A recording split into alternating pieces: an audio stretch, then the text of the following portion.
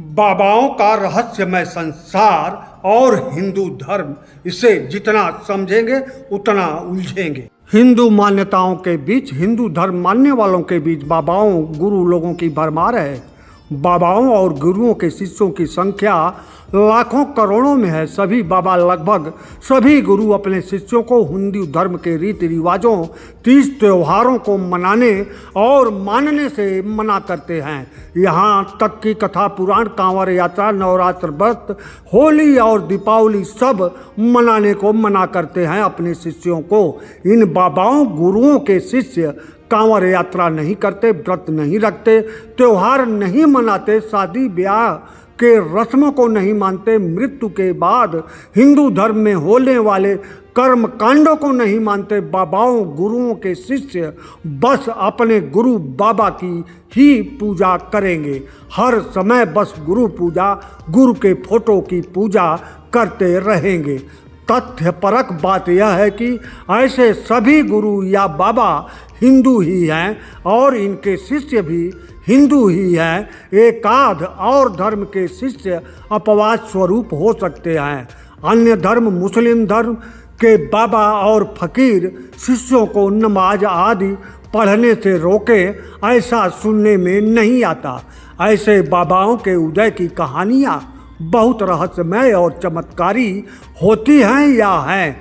बनारस के प्रसिद्ध गढ़वा घाट मठ की स्थापना करने वाले गुरु बाबा की कहानी के अनुसार अब चंदौली जनपद के बबुरी थाना क्षेत्र के खुरूजा गांव के एक राजपूत घर में जन्म लिए व्यक्ति घर की माली हालत खराब देखकर शादी होने के बाद और पुत्र होने के बाद वह घर त्याग दिए और भटकते रहे जंगल दर जंगल।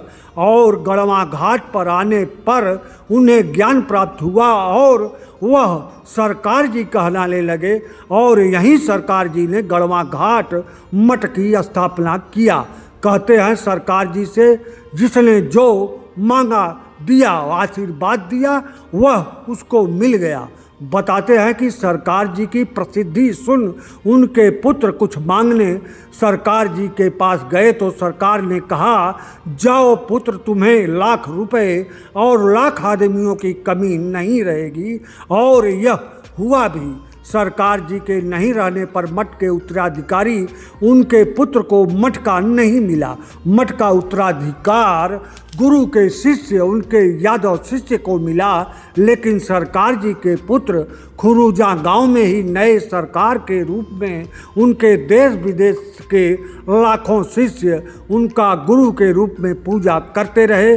अब वह भी नहीं है तो उनके पुत्र की पूजा नए सरकार के रूप में होती है।